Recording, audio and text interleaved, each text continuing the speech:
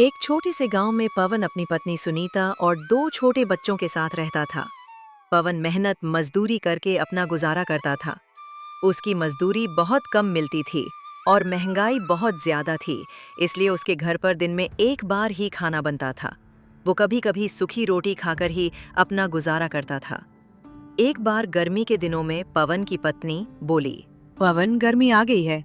कई साल से हम और बच्चे एक ही छोटे पंखे में गर्मी काट लेते हैं और अब तो वो पंखे भी खराब हो चुके हैं। इस बार तुम नया पंखा ले आओ। अब उस पुराने टूटे पंखे में गर्मी नहीं जाएगी। बच्चों को गर्मी से परेशान देखकर रोना आता है। बच्चों को देखकर मुझे भी रोना आता है। मैं एक बदनसीब बाप हूँ जो घर में एक पंखा भी नहीं ला सकता। सुनीता, तुम तो जानती हो मेरे रोज की कमाई से हमारा घर का गुजारा बहुत मुश्किल से हो पाता है। ऐसे में मैं पंखा कहाँ से ला सकता हूँ? एक पंखा की कीमत कम से कम 200 रुपए होंगे और मैं दिन में बड़ी मुश्किल से ही 100 रुपए कमा पाता हूँ। मेरे पास 50 रुपए हैं। ये 50 रुपए में बड़ी मुश्किल से जमा किए हैं। तुम्हारे 50 रुपए मोहन किसान से निकलते हैं, तो उसे 50 रुपए लेकर एक पंखा ले आओ। पवन मोहन के घर अपने 50 रुपए लेने पहुंच जाता है। मोहन अपने घर के बाहर दरवाजे पर बैठा हुआ होता है। पवन को अपने घर आता देखकर मोहन उसे कहता है, अरे पवन भाई, आज मेरे घर कैसे आना हुआ? सब खैरियत तो है ना? हाँ भैया, ऊपर वाले का शुक्र है। दरअसल मैं तुम्हारे पास अपने उधार दिए हुए 50 रुपए लेने आया हूँ। मुझे एक पंखा लाना है। बगैर पंखे के रात दिन काटना मुश्किल हो जाती है। पवन भाई, तुम्हारा दुख मैं समझ सकता हूँ, लेकिन मेरी स्थिति भी कुछ सही नहीं है। इस समय घर में एक पैसा भी मौजूद नहीं है। तुम अपने 50 रुपए फिर कभी ले जाना। इतने में ही मोहन की पत्नी आ जाती है। तुम पवन भाई के पैसे क्यों नहीं देते हो? ऐसी गर्मी भरी रात बगैर पंखे के कैसे काटते होंगे पवन भाई? मेरे पास ये 40 रुपए हैं, तुम इन्हें ले लो। बचे हुए 10 रुपए मैं तुम्हें बाद में दे दूंगी। पवन 90 रुपए लेकर पंखे की दुकान पर पंखा लेने जाता है। दुकान वाला बहुत सारे पंखे दिखाता है, लेकिन कोई भी पंखा 100 रुपए से कम नहीं होता। सेठ जी, मेरे पास केवल 90 रुपए हैं। आप मुझे कोई सस्ता सा पंखा दिखा दो। अरे भाई, 100 रुपए से नीचे कोई पंखा नहीं है। सेठ जी, मुझे ये 100 रुपए वाला पंखा दे दो। मैं तुम्हें 10 रुपए 2 दिन में लौटा दूंगा। हम ऐसे कंगाल को उधार नहीं देते। कौन पीछे पीछे फेरे लगाएगा? अपनी राह लो। 1 घंटा खराब करवा दिया। जेब में 90 रुपए लिए हो और पंखा लेने चला है 100 रुपए वाला। बेचारा सेठ की बात सुनकर निराश होकर घर की ओर निकल जाता है। रास्ते में वो सोचते जाता है, इतनी हैरानी की बात है। मैं सारा दिन काम करता हूँ, उस पर भी घर में कोई आराम का साधन नहीं है। ठंड में ठंड से परेशान और गर्मी में गर्मी से परेशान रहते हैं और ना ही कभी पेट भर खाना मिल पाता है। ऐसी जिंदगी जीने से क्या फायदा जब मैं अपने बच्चों को सुख नहीं दे सकता। बेचारी सुनीता ने घर से निकलते समय कहा था कि पंखा जरूर लेकर आना। अब मैं क्या जवाब दूंगा उसको? बेचारी मेरी वजह से कितनी परेशानियों का सामना कर रही है। अब मैं क्या करूं? कहां जाऊं? पवन को गर्मी से परेशान एक बूढ़े आदमी दिखाई देता है, जो किसी गहरी सोच में डूबा हुआ आसमान की तरफ देख रहा था। उस बूढ़े आदमी को देखकर ऐसा मालूम हो रहा था जैसे वो बहुत बड़ी मुसीबत में है, लेकिन पवन उसे देखकर आगे बढ़ जाता है। थोड़ी दूर जाने के बाद पवन सोचने लगता है, मैं कितना निर्दयी हूँ। उस बुजुर्ग आदमी को गर्मी से परेशान देखते छोड़ आया। कहीं वो बूढ़ा आदमी गर्मी से मर न जाए। पता नहीं उसने कुछ खाया होगा भी या नहीं। कितना बुरा होगा अगर मैं उसे इस हालत में छोड़कर चला गया। मुझे उसकी मदद करनी चाहिए। फिर पवन वापस उस बूढ़े आदमी के पास चला गया। उस आदमी को गर्मी से परेशान देखकर पवन को उस पर तरस आ गया। फिर वह उस आदमी से बोला, आप इतनी गर्मी में यहाँ क्यों बैठे हैं? क्या आपको कोई मदद चाहिए? मदद तो मुझे चाहिए, लेकिन तुम मेरी क्या मदद करोगे? तुम्हारी कपड़े तो खुद तुम्हारी कहानी बता रहे हैं। बाबा, मेरे बस का हुआ तो मैं आपकी मदद जरूर करूंगा। ज्यादा ना सही तो थोड़ा बहुत मदद तो कर ही दूंगा। बेटा, मैंने एक शुद्ध कोर से ब्याज पर पैसे लिए थे, लेकिन मैं समय पर उसके पैसे नहीं दे पाया, इसलिए उसने मुझे मेरे घर छीन लिया और मुझे बेघर कर दिया।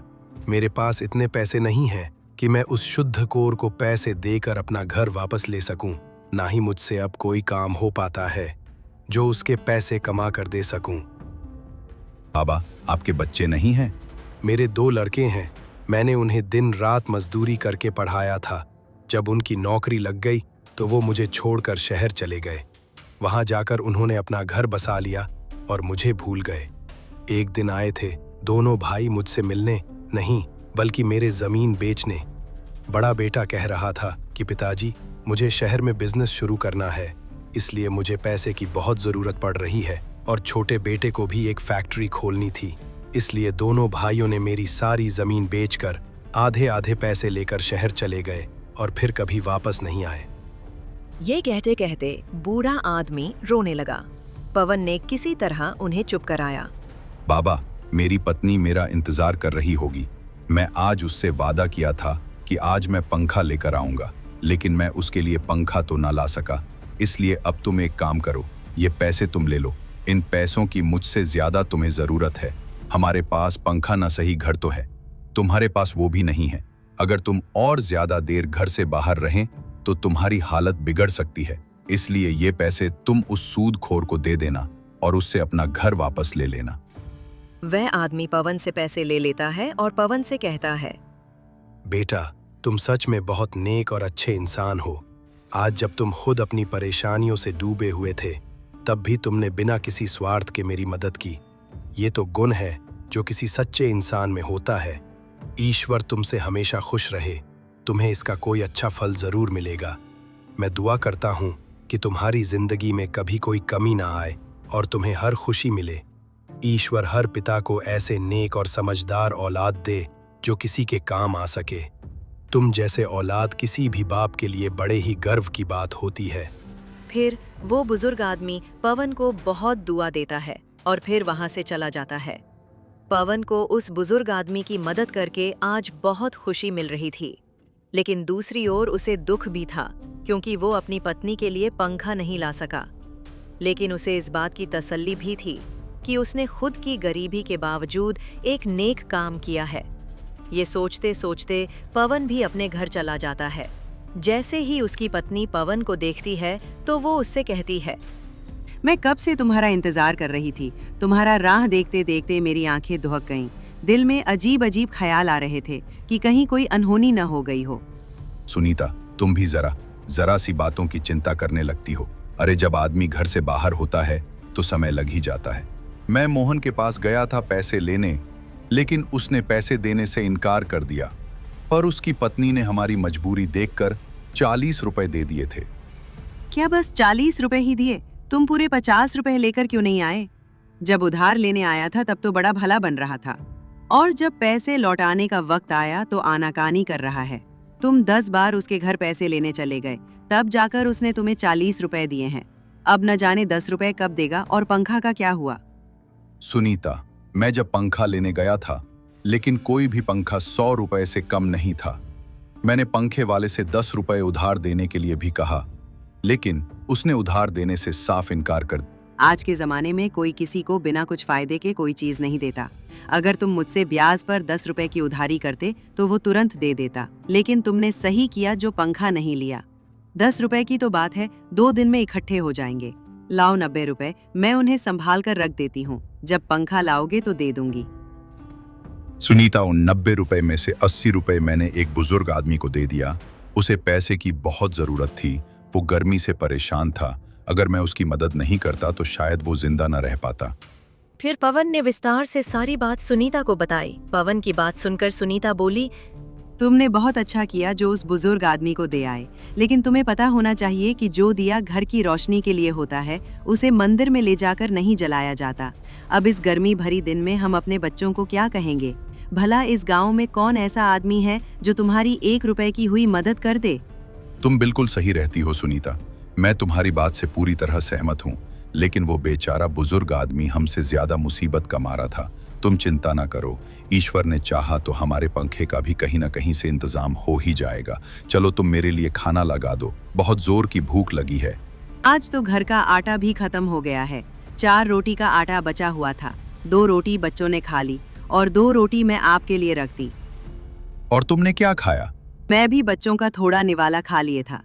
फिर सुनीता पवन के लिए खाना लगा देती है। जैसे ही पवन खाना खाने बैठता है उतने में ही कोई घर का दरवाजा खटखटाने की आवाज आता है। सुनीता घर के बाहर जाकर देखती है तो एक बूढ़ी औरत खड़ी थी। वो सुनीता से कहती है, बेटी, मुझे पर दया करो। मैंने कल से कुछ नहीं खाया है, इसलिए मेरी हालत बहुत खराब हो गई है और मेरे पास खाने के लिए कुछ भी नहीं है। कृपया मुझे कुछ खाने को दे दो। भगवान तुम्हारा भला करेगा। बहुत लोगों के घर के दरवाजे खटखटाए, लेकिन किसी ने दरवाजे नहीं खोला। माँ जी, इस वक्त तो हमारे घर में कुछ भी नहीं है जिससे मैं आपको खाने को दे सकूं, और नहीं राशन है जो मैं आपको बनाकर कुछ दे सकूं। सुनीता की बात सुनकर बुजुर्ग महिला की उम्मीद टूट जाती है। उतने में ही पवन आ जाता है। वो बुजुर्ग महिला से कहता है, माता जी, आप अंदर आ जाइए। ज्यादा देर घर से बाहर रहना सही नहीं है। गर्मी बहुत ज्यादा पड़ रहा है। आप बीमार हो सकती हो।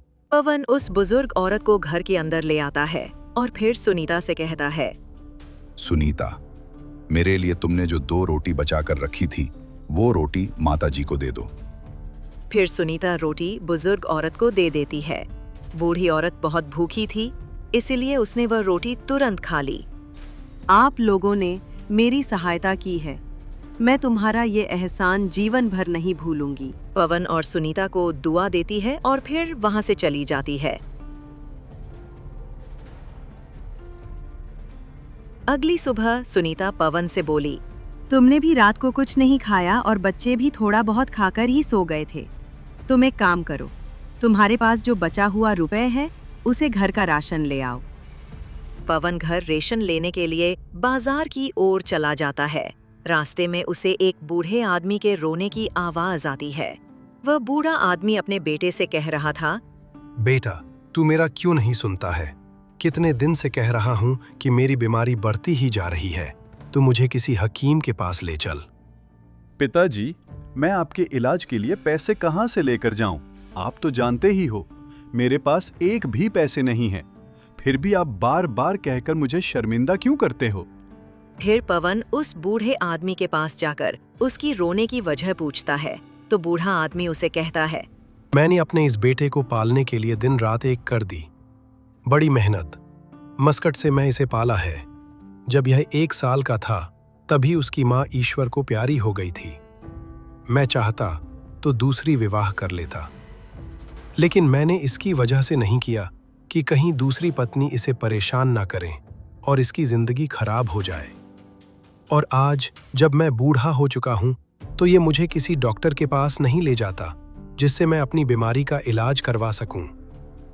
मैं इस बात से सहमत हूं कि इन्होंने बड़ी ही तकलीफ से मुझे पाला है और पाल पोसकर जवान किया है, लेकिन मैं मजबूर हूं। मेरे पास इतने पैसे नहीं हैं कि मैं इनको किसी डॉक्टर के पास ले जा सकूं। दोनों बाप बेटे की बात सुनकर परेशान हो गया और फिर उसने अपना 10 रुपए, जिससे वो घर का राशन लेने जा रहा था, बूढ़े आदमी के बेटे को दे देता है। इस 10 रुपए की मुझे भी बहुत आवश्यकता है, क्योंकि मेरे बच्चे बहुत भूखे हैं और इस 10 रुपए से मैं घर का राशन लाने जा रहा था, जिससे मैं अपने परिवार का पेट भर सकूं। लेकिन अगर तुम्हारे पिताजी को समय से इलाज नहीं मिला तो इसकी जिंदगी खराब हो सकता है। इस 10 रुपए से तुम अपने पिताजी का इलाज करवा लेना। बाप बेटे दोनों 10 रुपए लेकर पवन को ढेर सारे आशीर्वाद देते हैं और फिर वो लोग इलाज के लिए चले जाते हैं। और इधर पवन बड़ी उदास मन से एक पेड़ के नीचे आकर बैठ जाता है और मन में ही सोचता है, हे भगवान, मैं क्या करूं? मुझे अपने दुख से ज्यादा दूसरे के दुखते हैं। अगर मैं घर पर राशन लेकर नहीं गया तो मेरे बच्चे भूखे रहेंगे और सुनीता को जब ये बात पता चलेगा कि वह पैसा मैं किसी दूसरे के मदद के लिए दिया हूं तो वो बहुत गुस्सा करेगी। मुझे कुछ समझ में नहीं आ रहा है, मैं क्या करूं? पवन ये सब सोच ही रहा था, तभी उसके पास एक साधु बाबा आते हैं और पवन को उदास देखकर पूछते हैं, बेटा, तुम इतने उदास में क्यों यहाँ बैठे हो? मुझे बताओ, क्या हुआ? आपको क्या ही बताऊं बाबा, मेरे पास इतने दुख हैं कि क्या क्या बताऊं आपको। मेरे घर में कोई साधन नहीं है, न खाने की, न बच्चों की गर्मी में रखने की, और मुझे दूसरों का दर्द देखा नहीं जाता। अभी मेरे बच्चे भूखे हैं और मैं अपने बच्चों के लिए कुछ खाना लेकर नहीं जा पा रहा हूं। पवन, मैं तुम्हारे बारे में सब कुछ जानता हूँ। मैंने तुम्हें बहुत देखा है।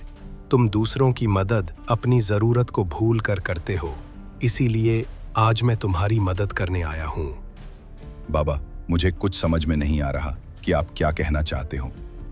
तभी बाबा अपने झोले में से कुछ सामान निकालकर पवन को कुछ देते हैं और कहते हैं, ये लो मशीन, इस मशीन में आइसक्रीम बनते हैं और अभी गर्मी का मौसम है।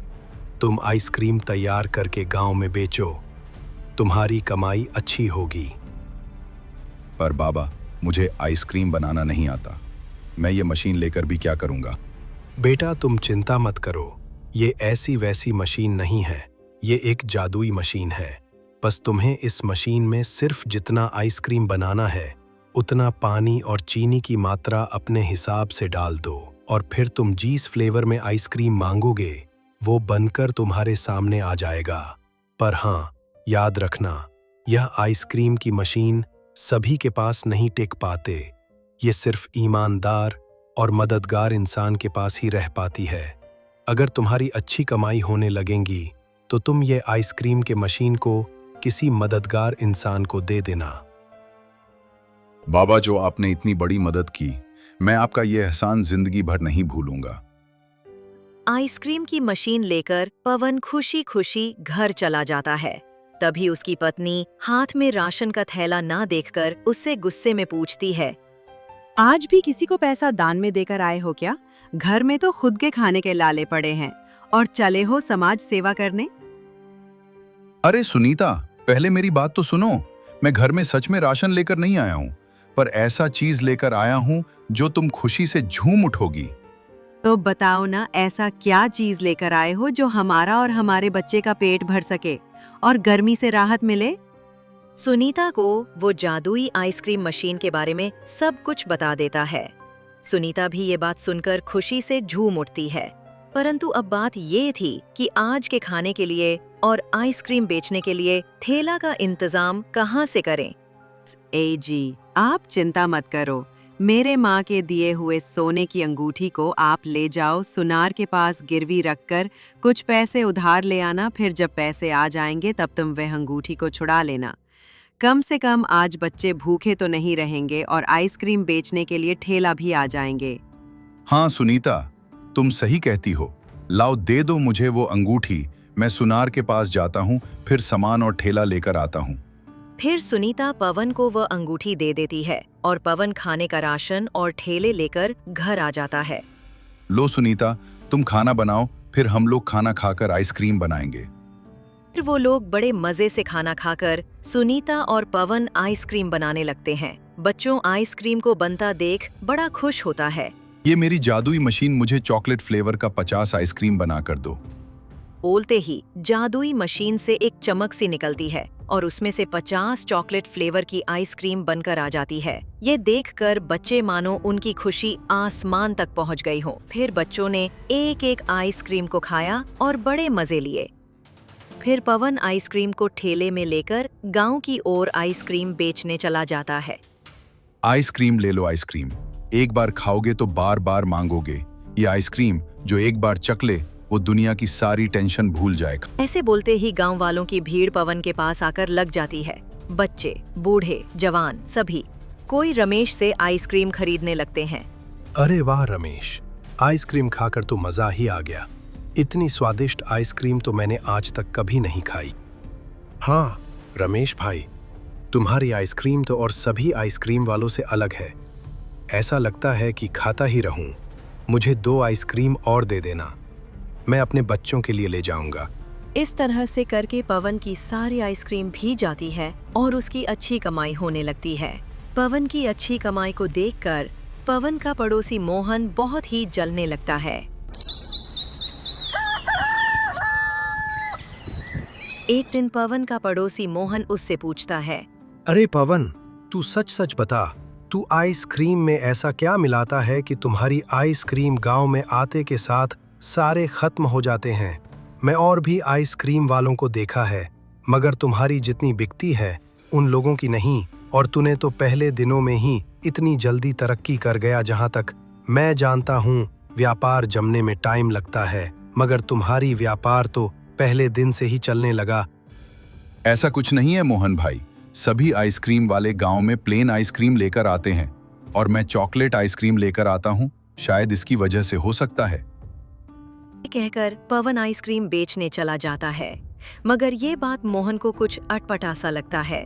वो मन ही मन सोचता है, दाल में कुछ जरूर काला है। ये पवन बहुत तेज में से है। गांव में तो और भी लोग चॉकलेट आइसक्रीम लेकर आते हैं, पर इसकी जैसी तो नहीं बिकती।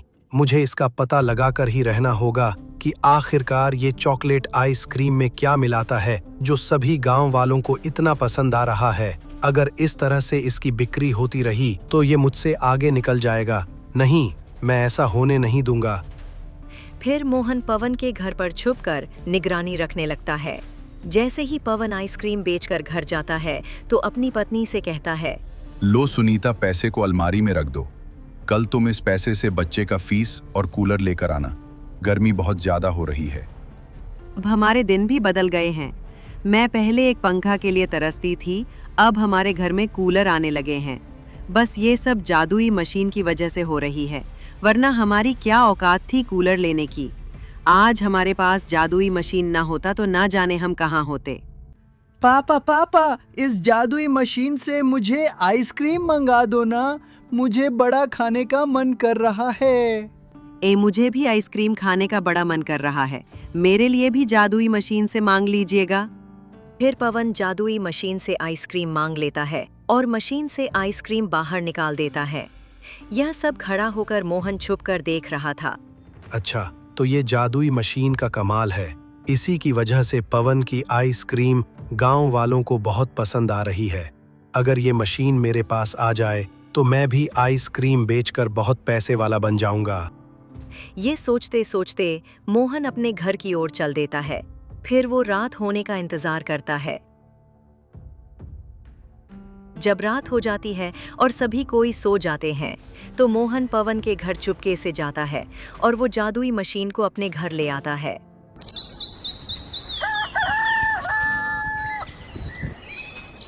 और इधर सुबह होते ही पवन और सुनीता आइसक्रीम वाले जादुई मशीन को खोज खोज कर परेशान होते हैं। अरे सुनीता, अच्छे से खोजो, घर में ही होगा। जी, मैंने सब जगह देखा पर कहीं नहीं मिल रहा है। मोहन आइसक्रीम बनाने की कोशिश कर रहा था। उसने लालच में आकर मशीन में बहुत सारी दुर्लभ सामग्री डाल दी। जैसे ही उसने बोला, ये जादुई मशीन मुझे 50 आइसक्रीम निकालकर। मशीन तेजी से घूमने लगी और अचानक उसमें कुछ भी नहीं निकला। अब मोहन समझ गया कि जादुई चीजें बिना ईमानदारी के काम नहीं करती। लेकिन तब तक बहुत देर हो चुकी थी। तभी वह एक ज्ञानी साधु ने आकर कहा, बेटा, ये जादू तेरे कर्मों का फल है।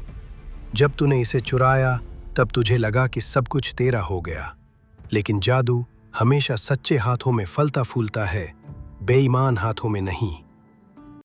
मोहन को अपनी गलती समझ में आई। उसने माफी मांगी और मशीन को पवन को लौटाने का फैसला किया।